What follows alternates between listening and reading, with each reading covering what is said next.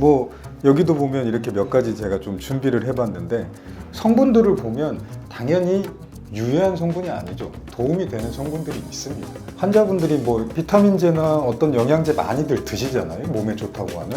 제가 말씀드리고 싶은 거는 아니라는 거.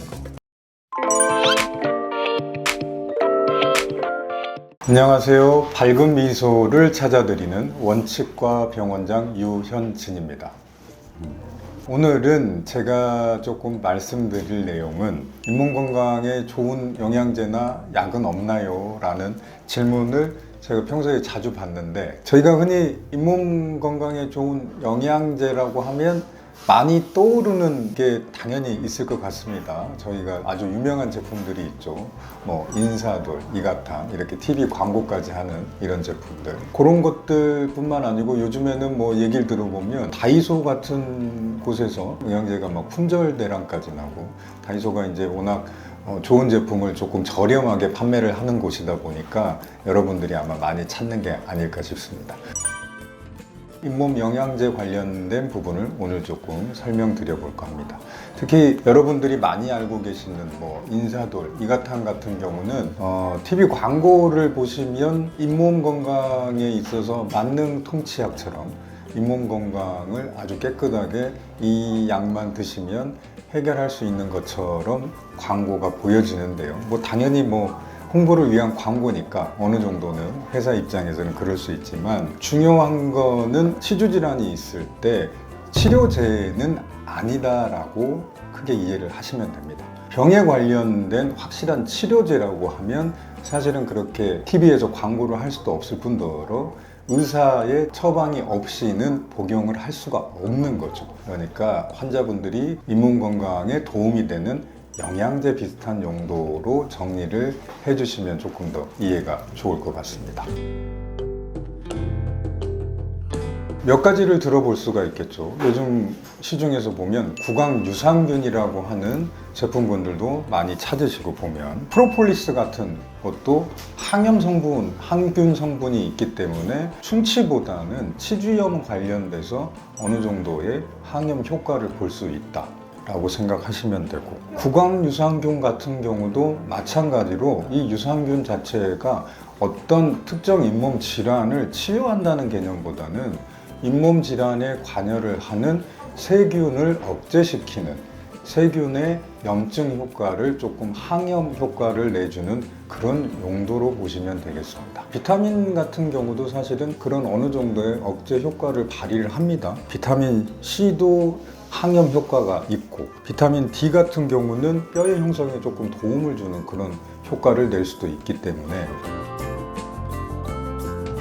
자, 그러면은 이 각각의 영양제에 대해서 조금 더 자세히 설명드릴게요. 자, 구강유산균, 아까도 말씀드렸듯이 잇몸 질환에 관여하는 세균들을 좀 억제하고 염증을 좀 줄이는데 좋은 효과가 있다, 이렇게 말씀드렸죠.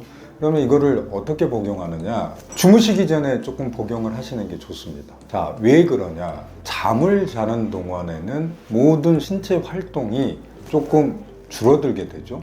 마찬가지로 입안에서 보면 침 분비량도 줄어들게 됩니다. 자, 침 안에는 여러 가지 여타의 충치균뿐만 아니고 잇몸 질환균의 활동을 억제하는 성분이 우리 몸 안에서 자연스럽게 침을 통해서 분비가 됩니다.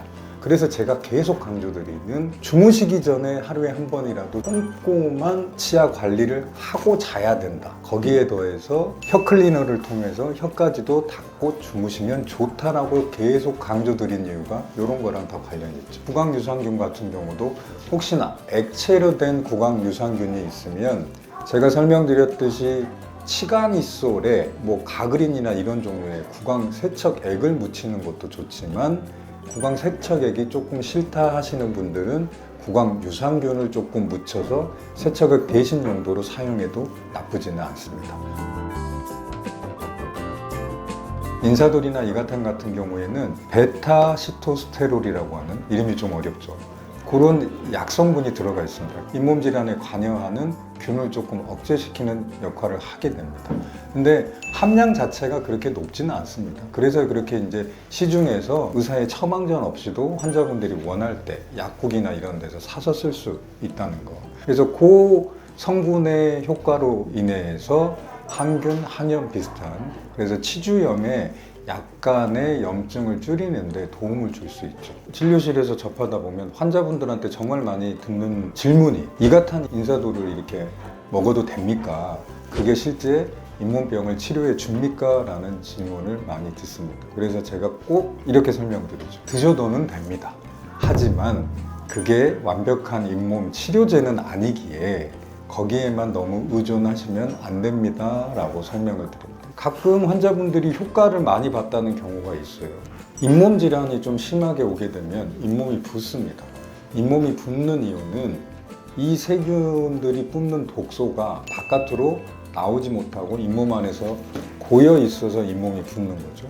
우리가 그렇게 물리적으로 짜내지 않아도 이렇게 부풀다 보면 어느 순간 틈이 생기기 마련이고, 피스툴라라고 해가지고 조그만한 이런 틈, 구멍이 생길 수가 있어요. 그러면은 뭐 약을 먹거나 뭐 어떤 물리적으로 짜내거나 하지 않아도 부어 있다가도 어느 정도 시간이 지나면 또 자연스럽게 없어지고, 이렇게 반복되는 과정이 생기는 겁니다. 이 약을 먹었을 때 마침 그런 시기와 비슷하게 이렇게 중첩돼서 약을 드시거나, 아니면은 이제 염증이 너무 심하다 보니 영양 보조제에도 항염 성분들이 들어있기 때문에 작용을 해서 맞아 떨어져서 조금 큰 효과를 보는 것처럼 보이지만, 단순히 부어있던 잇몸 안에 쌓여있던 농이 바깥으로 배출이 되기 때문에 부어있던 게 가라앉을 뿐, 내부에 남아있던 잇몸 질환은 그대로 있다는 겁니다.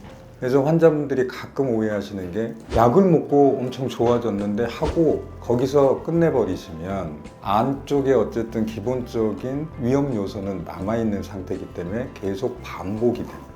반복이 되는 사이에 내 잇몸뼈는 조금씩 더 녹아내리게 되고, 그래서 효과를 본다고 한들 근본적인 치료 개념이라기보다는 부어있던 잇몸이 조금 가라앉는, 염증이 심했던 게 조금 줄어들어서 해결이 된 것처럼 보일 뿐이다 라고 잘 이해를 하시면 될 것 같습니다. 이거는 사실은 어떻게 보면 이제 개인의 선택이실 수가 있겠죠. 뭐 여기도 보면 이렇게 몇 가지 제가 좀 준비를 해봤는데, 성분들을 보면 당연히 유해한 성분이 아니죠. 도움이 되는 성분들이 있습니다. 환자분들이 뭐 비타민제나 어떤 영양제 많이들 드시잖아요. 몸에 좋다고 하는 그 영양제를 어떤 분들은 적정량을 하루에 꼬박꼬박 일정하게 섭취하는 분들도 있고, 제가 말씀드리고 싶은 거는 치료제 개념이 아니라는 거, 이거 하나 이해를 잘 하셨으면 좋겠고, 그래서 영양 보조제 같은 것들이기 때문에 성분들을 보면 당연히 좋은 성분들이 있습니다. 그래서 과량으로 무리되지 않게 섭취하는 수준에서는 당연히 드셔도 좋고 드셔도 나쁘지 않다. 그러니까 드시는 거는 괜찮다라고 설명을 드립니다. 전반적인 영양제 관련 설명을 드렸는데, 영양제를 드시면서 구강 관리까지도 철저하게 꼼꼼하게 잘 하시면은 제일 좋다. 앞뒤가 바뀌면 안 됩니다. 약을 드신다고 해서 나는 약을 먹고 있으니까 뭐 구강 관리를 안 해도 되겠지, 절대 아닙니다. 앞뒤가 바뀌면 안 됩니다. 구강 관리를 철저하게 꼼꼼하게 잘 하시는 게 첫 번째고, 그러면서 영양제 드시는 거, 이렇게 돼야 된다는 거. 앞뒤가 바뀌면 절대 안 된다는 거 한번 강조 드리면서, 오늘은 잇몸 관련된 구강 영양제 관련해서 제가 이렇게 설명을 드렸습니다. 다음 회에 더 좋은 내용으로 찾아뵙기를 바라면서 인사드리겠습니다. 감사합니다.